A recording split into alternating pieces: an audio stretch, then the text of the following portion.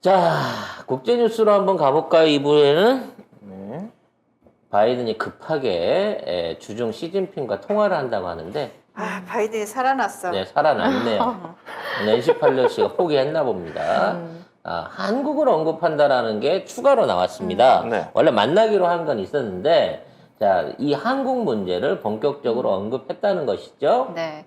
바이든이 현지 시간 25일 이번 주 중 시진핑 국가주석과 통화할 것으로 예상된다고 말했습니다. 이날 백악관에서는 의회의 반도체 지원법 처리를 촉구하는 회의가 화상으로 열렸는데요. 이 회의 과정에서 중국, 인도, 한국, 유럽이 자국 반도체 산업에 대규모 투자를 하고 있다는 점을 언급했습니다. 사실 이게 반도체 지원법이라고 하는 게 중국이랑 거래하면은 아무것도 안 주고 중국이랑 거래 안 하면 1조 원 이상씩 기본으로 나눠준다는 법안이에요. 근데 이제 이 금액이 그냥 현찰로 주는 게 아니라 보완 지원으로 6,500억, 그 다음에 고용 지원으로 3,500억 요 정도 됩니다. 그러니까 결국 이걸 얻어 먹으려고 하면 중국이랑 거래를 다 끊으라는 거예요. 그렇기 때문에 만일 이 내용 안에 방금 얘기한 그 중국하고 거래 안 하는 조건이 들어있다 그러면 이건 중국이랑 경제전쟁 나는 겁니다. 그렇기 때문에 요 내용이 들어있는 상태인가 아닌가에 대한 확인이 필요한데 아직까지도 이게 확인이 안 되고 있어요. 법안 내용 안에 이게 근데 들어있는지. 전화를 할 건데 안 좋은 내용으로 전화하기 좀 그렇지 않나요? 나도 지금 그 생각이 그죠? 그래요. 네. 그러니까 중국에 대한 제재안을 어느 정도 바이든은 풀어놓지 않았나 라고 생각이 들거든요. 그도 그럴 만한 게 중국이 최근에 발표를 한 게 자국 내에서 그러니까 그 저집적 반도체라 그러죠. 그러니까 24나노 이상의 그 저집적 반도체 첨단 기술이 필요하지 않는 부분부터 집중적으로 늘리겠다라고 지금 선언을 하고 있거든요.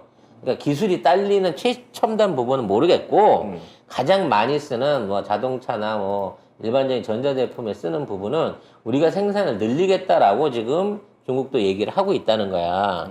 문제는 이러한 준비를 하는 데 있어서의 외국 기업의 기술적 지원이 절대적으로 필요하고 그걸 해줄 수 있는 나라는 대만하고 한국밖에 없다는 거거든, 현재로서는. 그렇죠. 일본도 불가합니다, 현재.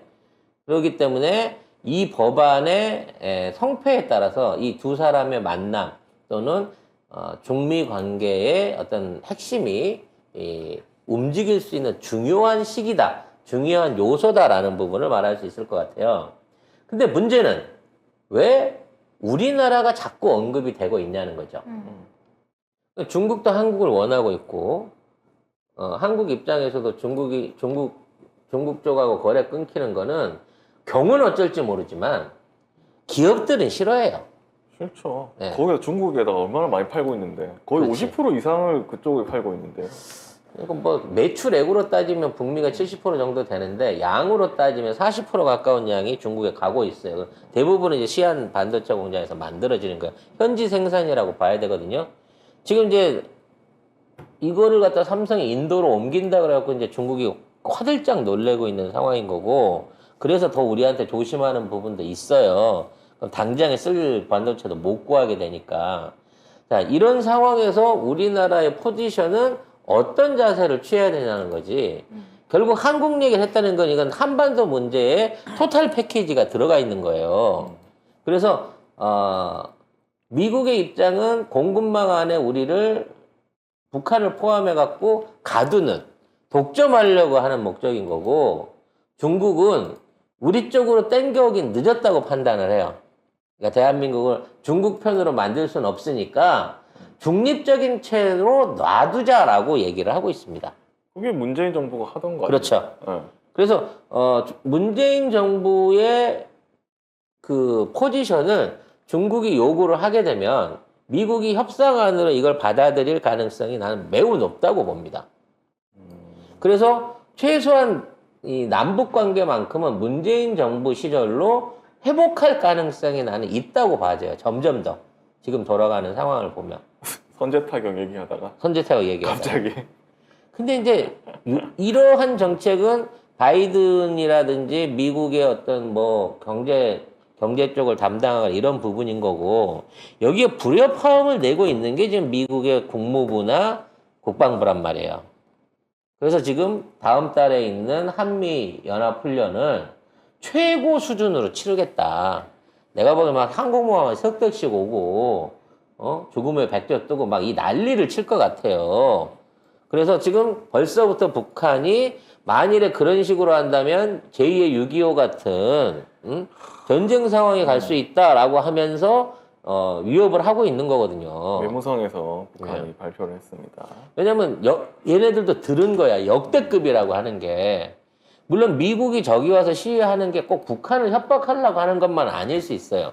러시아나 중국한테 지금 있는 러시아는 이제 일본을 협박하고 있는 거고, 중국은 대만을 협박하고 있는 거기 때문에 한국하고 우리하고 이만한 합동 군사력을 운영할 수 있다라는 부분을 보여주면서 요걸로 갖고 일종의 헤게모니를 잡기 위한 작전일 수도 있습니다. 하지만 문제는 당하고 있는 북한 입장에서는 이게 강 건너 불구경이 아니라는 거야. 실제 항공모함과 폭격기와 그 전투기들이 날아와갖고 이거 뜨는데 주변에 왔다 갔다 주변에 거리는 왔다 갔다 하는데 말 그대로 시속 막 800km씩 날아가는 전투기가 실수로 딱 1분만 꺾어서 들어오면 평양에 오는 거야. 바다를 서해 바다 앞에서 날다가 그런 상황에서 경계를 안 할 수가 있냐고. 문제는 경계를 하는데 공짜로 드는 거 아니잖아. 엄청난 병력과 탄약과 무기들 그리고 거기에 들어가는 식량과 기름을 써가면서 넘어올지 안 올지도 모르는 상황에 대비를 해야 된다는 거지. 지금 코로나의 경제 위기에 있는 북한 입장에서는 이거 정말 죽을 맛인 거예요. 근데 정말 대비를 안 하고 믿고 보장을 안 하고 그냥 아이 뭐 알아서 훈련만 하고 가겠지 했는데 슬그머니 들어오면 어떡할 거야? 갑자기 들어오면 끝나는 거지. 끝나는 거야 그거 한 방으로. 핵도 못 싸우고 그러니까 끝나는 거지. 이런 짓 하지 마. 정말 이런 짓 하면 난 지금 핵단추 걸어놓고 언제든 쏘게끔 난 해놓고 기다려야 돼. 라고 얘기를 하는 거고. 그렇기 때문에 이러한 사태가 안 생기게끔 하기 위해서 문재인 정부는 어떻게든, 물론 코로나 덕도 있었지만, 이런 훈련들에 대한 규모를 축소를 하고 북한에 미리 공지해서 양해를 구하거나 사이버 훈련으로 대처하거나 하면서 이 무드를 무너뜨리지 않았다는 거예요. 그러니까 미국 안에서도 지금 이 한반도 문제를 대하고 있는 게 이게 두 개로 나눠져 있는 거야. 희한하네. 경제는 우리 거라고 하면서 안보에 대해서는 오히려 더 강경한 식의 방식을 지금 취하고 있는 이중적인 태도를 보이고 있다는 거지. 근데 한국하고 미국이 훈련을 하면 중국, 러시아도 다 긴장할 텐데. 이게 그러니까 당연히 긴장을 네. 하죠. 네. 근데 가장 많이 긴장하는 거는 힘이 없는 북한이란 말이야. 솔직히 미국도 특별한 이슈 없이 중국이나 러시아를 쳐들어갈 일이 없고 그럼 또 땅덩어리도 커서 완전한 전쟁에 의한 승리를 거두기가 사실상 불가능해. 현대전 안에서는. 어렵죠. 그 많은 땅덩어리를 어떻게 정복을 할 거야. 그러니까 그런 면 안에서는 저쪽 나라들의 긴장도보다 지금 북한의 긴장도가 최상태로 올라가 있다는 거지. 그러면 뭔가 얘기를 해줘야 될 거 아니야, 북한한테도. 안 하고 있어요, 우리 정부가. 아니, 권영세는 핵을 포기할 만큼 돈을 준다며. 그러면 돈 나가기 전에 거기에 대한 그 설득력 있는 뭔가 그 후임 액션을 좀 해줘야 되잖아. 전혀 안 하고 있다는 겁니다. 없어요. 지금 이제 여러 가지 정책에 대한 내용들이 계속 바쁘게 오가고 있습니다. 석유 정책 실패했고요. 결과적으로 석유값은 연말까지 못 잡을 거다라고 하는 그 추세가 점점 더 높아지고 있습니다. 곡물은 그래도 뭐 어느 정도 수급이 돌아가고 있습니다만 원자재나 공산품에 관련된 것도 미국이 이걸 확보를 못하고 있을 상황이라는 거죠. 여기에 지금 당장에 11월 중간선거가 걸려있는 바이든은 실적이 급합니다. 경제는 이미 망했어. 망한 경제를 되살릴 가능성은 없어졌어요. 그렇게 되면 뭘로 해갖고 자신의 입지를 되살릴 수 있을까?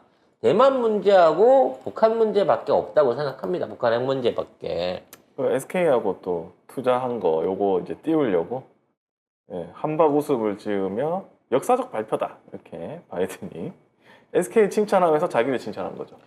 저 SK 관련해서 이제 많은 분들이 물어보세요. 저게 대미 투자가 들어간다고 하는데 29조가 들어간다고 하는데 저게 뭐냐? 왜냐면 우리가 전체 50조 주기로 했는데 아씨 SK가 뜬금없이 29조를 주겠다고 하는 바람에 도대체 29조까지 들어갈 게 뭐 있지? 라고 고민을 하는 거야. 왜? 반도체는 이미 삼성이 11개 공장을 짓기로 했어요. 텍사스에다가. 바로 옆에 콜로라도에다가 TSMC도 그 정도 이상 규모 되는 공장을 짓습니다. 근데 내가 보면 중복 투자 같거든? 근데 그래서 SK의 저 29조는 의외로 반도체가 아닐 수도 있지 않냐라는 생각이 들어요. 응? 통신 장비일 수도 있고요. SK가 통신 장비 쪽에서 우수하니까 배터리일 수도 있습니다. 일단은 돈을 던졌기 때문에 미국에 있는 유권자들이나 그 미국에 있는 노동자들 같은 경우에는 한국이 투자해온다더라, 바이든이 걷어왔다더라 라는 쪽에서 좋은 방향으로 갈 수 있지만 과연 저만한 투자를 어떻게 할 것인가에 대한 것도 많이 걱정이 돼요. 저는 만일에 저기에 배터리라든지 뭐 이런 것들을 투자를 하게 된다 그러면 저것은 국내에서 투자하기로 했던 돈을 빼갖고 미국으로 가는 겁니다. 국내에 생겨야 될 10,000개의 일자리를 미국에 퍼주는 거거든요. 그럼 사실 이거는 우리 국익에 아무런 도움이 안 돼요. 그래서 이러한 결정들이 나오고 있는 배경, 물론 SK는 지금 우리 그 윤정부와 굉장히 친한 거기 때문에 이게 뭐 윤정부의 압박보다는 윤정부를 개무시하고서라도 이러한 어떤 기업들의 투자 관리를 직접 할 수 있는 정도가 됐다는 거지. 원래 이런 거는 대통령이나 장관이 먼저 발표를 해주고 실무적인 차원에서 해야 되는데 이제는 최태원이 바이든하고 다이다이를 놓고 얘기를 끝내고 그럼 이제 거기 나가는 외환도 29조 원이 나가려고 그러면 또 얼마나 많은 과정을 거쳐야 되며 감시를 받아야 되며 그 어떻게 세법으로 처리할 건지 정부 부처하고 관리할 일이 한두 가지가 아니거든. 그냥 개무시하고 학계라고 선언을 할 수 있다는 거야. 정부한테 허락 안 맡아도 돼. 야, 나 저 150조 투자하기로 한 거 있었잖아. 나 그 중에 띄어가지고 일부 미국에다 투자할 거야. 이렇게 얘기를 하는데 정부한테 먼저 이걸 안 거쳐도 되게끔 가고 있다는 거죠. 난 이게 참 지금 있는 입장에서는 다행이라고 생각해요. 왜요? 이렇게 해야 최소한 이게 정치 논리에 의해서 경제 논리가 완전히 부서지는 거를 최소한 막을 수 있기 때문이죠.